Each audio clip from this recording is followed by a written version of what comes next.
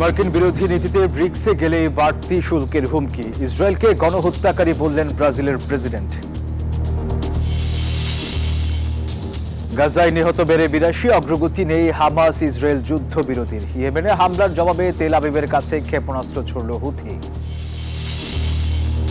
এবং টেক্সাসে ভয়াবহ বন্যার মধ্যেই আরও বৃষ্টিপাতের পূর্বাভাস, পরিস্থিতি অবনতির শঙ্কা, নিহত বেড়ে ৮২।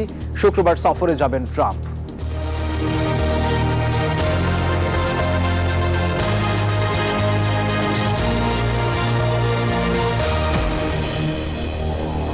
স্বাগত গ্লোবাল টাইমে। বিশ্বের নানা প্রান্তের খবর নিয়ে আপনাদের সাথে আছি আমি সোহাগ বক্স। এবারে বিস্তারিত। ব্রিক্স সমর্থক দেশগুলোর উপর অতিরিক্ত 10% শুল্ক আরোপের হুমকি দিয়েছেন মার্কিন প্রেসিডেন্ট ডোনাল্ড ট্রাম্প। নিজস্ব সামাজিক যোগাযোগ মাধ্যম ট্রুথ সোশ্যালে ব্রিক্সকে যুক্তরাষ্ট্র বিরোধী বলেও ক্ষোভ জানান তিনি। আর এদিকে ইসরায়েলকে গণহত্যাকারী আখ্যা দিয়ে ব্রাজিলে রিও ডি জেনেরিওতে ব্রিক্স সম্মেলন শুরু করেন দেশটির প্রেসিডেন্ট লুলা দা সিলভা। উদীয়মান অর্থনীতির দেশগুলোর জোট ব্রিক্সের উপর শুল্ক আরোপের হুমকি দিয়েছেন মার্কিন প্রেসিডেন্ট ডোনাল্ড ট্রাম্প। সামাজিক যোগাযোগ মাধ্যম ট্রুথ সোশ্যালে ট্রাম্প ঘোষণা দিয়েছেন ৭ জুলাই সোমবার দুপুর ১২টা থেকে যুক্তরাষ্ট্রের নতুন শুল্কপত্র বিতরণ শুরু হবে। এর আওতায় বিশ্বের বিভিন্ন দেশের সঙ্গে বিদ্যমান ট্যারিফ ও বাণিজ্য চুক্তিগুলো নতুনভাবে মূল্যায়ন করা হবে। একই সাথে ট্রাম্প হুঁশিয়ারি করে বলেছেন, কোন দেশ যদি ব্রিক্সের মার্কিন বিরোধী নীতির সঙ্গে নিজেদের যুক্ত করে তাহলে তাদের ওপরও অতিরিক্ত 10% শুল্ক আরোপ করা হবে। এই নীতির কোনো ব্যতিক্রম ঘটবে না।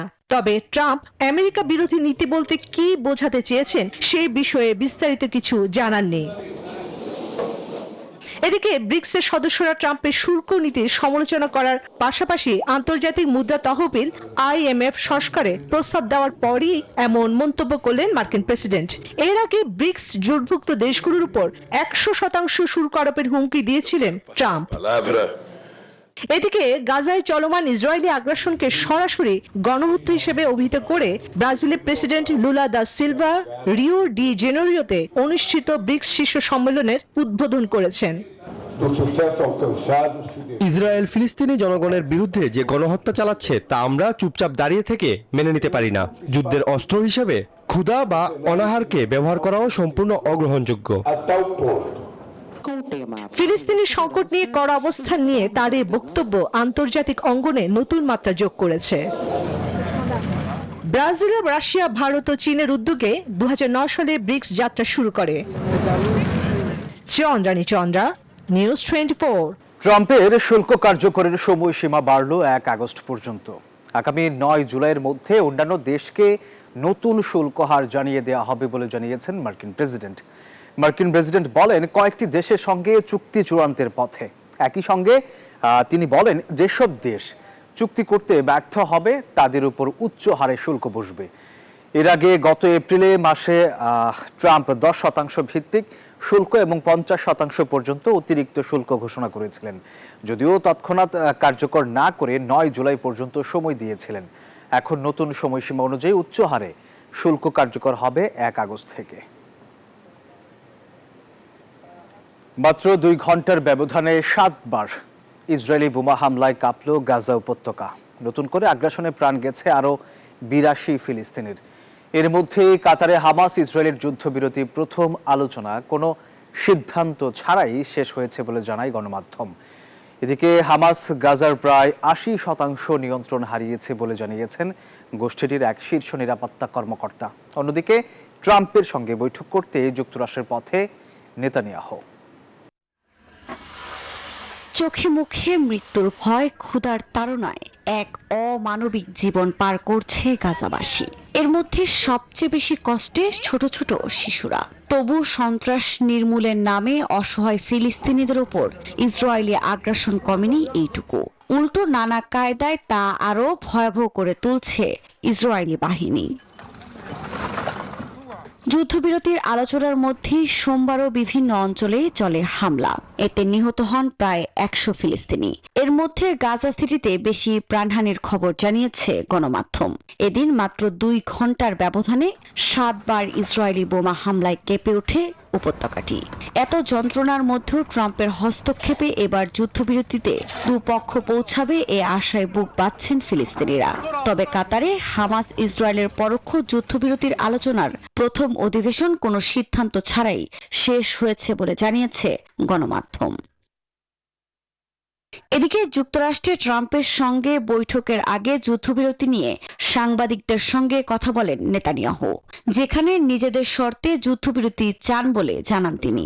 প্রতিশ্রুতি দেন হামাসকে পুরোপুরি নির্মূলেরও। হামাস ক্ষমতায় থাকবে এমন কোনো চুক্তিতে আমরা সম্মত হব না। আমরা এমন কোনো পরিস্থিতি হতে দেব না যেটি কিডন্যাপার ও হত্যাকারীদের উদ্বুদ্ধ করে। অন্যদিকে হামাস গাজার প্রায় ৮০% নিয়ন্ত্রণ হারিয়েছে বলে জানিয়েছেন সংগঠনটির এক শীর্ষ নিরাপত্তা কর্মকর্তা। বিবিসিকে তিনি জানান, কয়েক মাস ধরে চলা ইসরায়েলি বিমান হামলায় হামাসের নেতৃত্ব ও নিয়ন্ত্রণ ব্যবস্থা ভেঙে পড়েছে, যা সংগঠনটির রাজনৈতিক, সামরিক ও নিরাপত্তা নেতৃত্বকে ধ্বংস করে দিয়েছে। আফরিন মৌ, নিউজ 24। ইসরায়েলি হামলার প্রতিক্রিয়ায় পাল্টা আঘাত এনেছে ইয়েমেনের হুথি বিদ্রোহীরা। সোমবার ভোরে ইসরায়েলের দুটো স্থানে ক্ষেপণাস্ত্র হামলা চালায় বিদ্রোহী গোষ্ঠী। ইসরায়েলি সামরিক বাহিনী জানিয়েছে ওই হামলায় বন্দর এবং বিদ্যুৎ কেন্দ্র লক্ষ্য করা হয়েছিল। তবে ছোড়া ক্ষেপণাস্ত্রগুলো ভূপাতিত করা হয়েছে কিনা তা এখনও তদন্তাধীন। ইসরায়েল ও হুথি বিদ্রোহীদের মধ্যকার এই উত্তেজনায় লোহিত সাগর অঞ্চলে নতুন করে উদ্বেগ ছড়িয়েছে।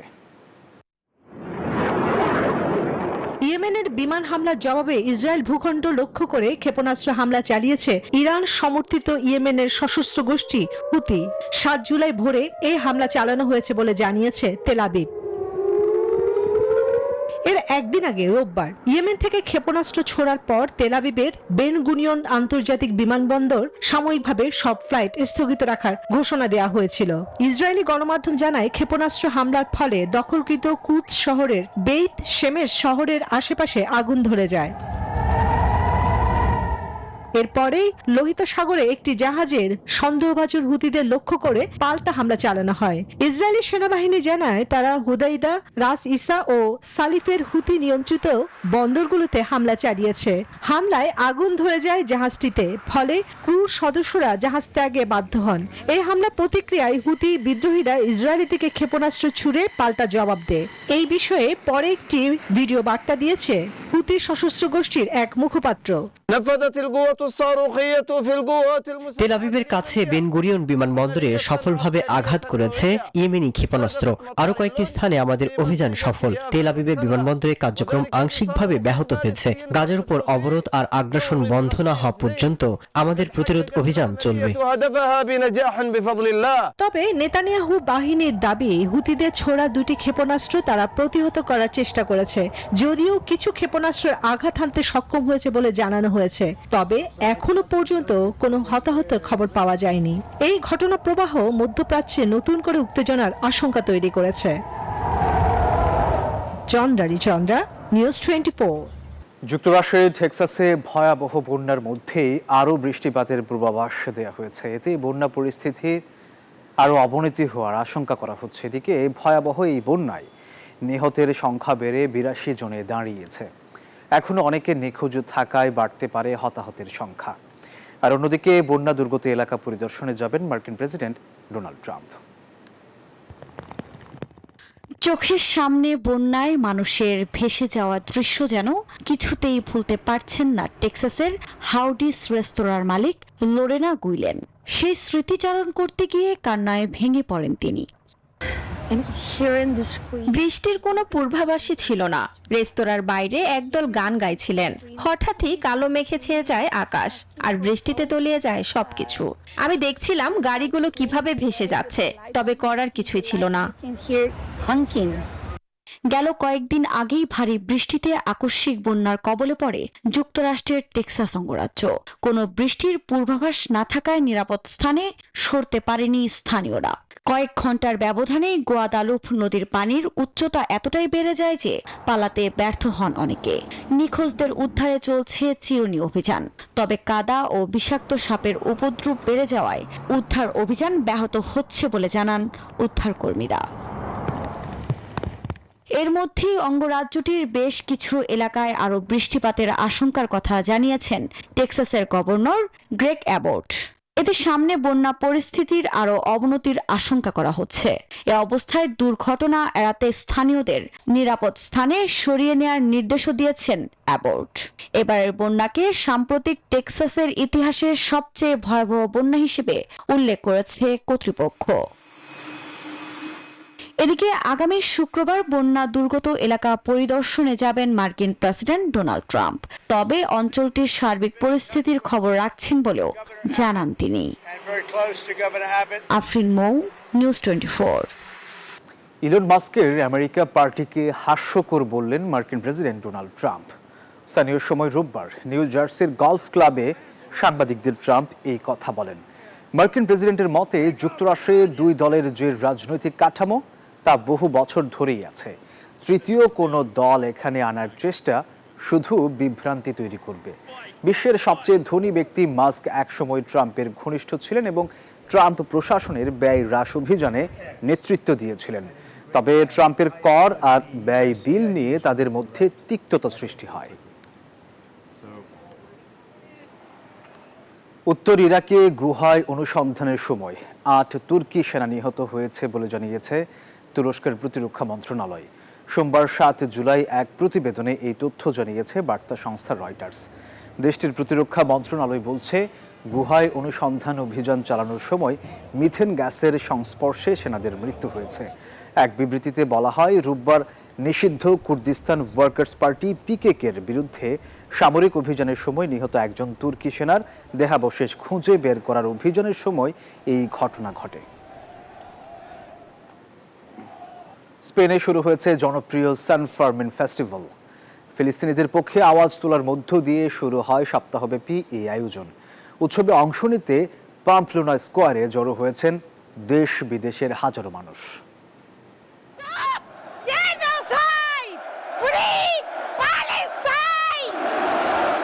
ফিলিস্তিন মুক্ত করো, গণহত্যা বন্ধ করো স্লোগানে উত্তাল হয়ে ওঠে পাম্পলোনার প্রধান চত্বর। আর এই স্লোগানের পরপরই আতশবাজির মধ্য দিয়ে শুরু হয় সপ্তাহব্যাপী সান ফার্মিং উৎসব। এই সময় সাদা পোশাকের সঙ্গে গলায় লাল স্কার্ফ জড়িয়ে ঐতিহ্য মেনেই অপেক্ষা করছিলেন প্রথম আতশবাজির। এর আগে এক বিশাল পতাকা উত্তোলন করা হয়, যাতে লেখা ছিল ইন্ডিপেন্ডেন্স। দর্শনার্থীদের মধ্যে ছিলেন সুইজারল্যান্ড, ইংল্যান্ড এবং জার্মানি থেকে যাওয়া পর্যটকরা। এটি একটি অসাধারণ অভিজ্ঞতা। সবাইকে এত আনন্দে দেখে ভালো লাগছে। এই উৎসবের বিশেষ আকর্ষণ ষাঁড়ের দৌড়।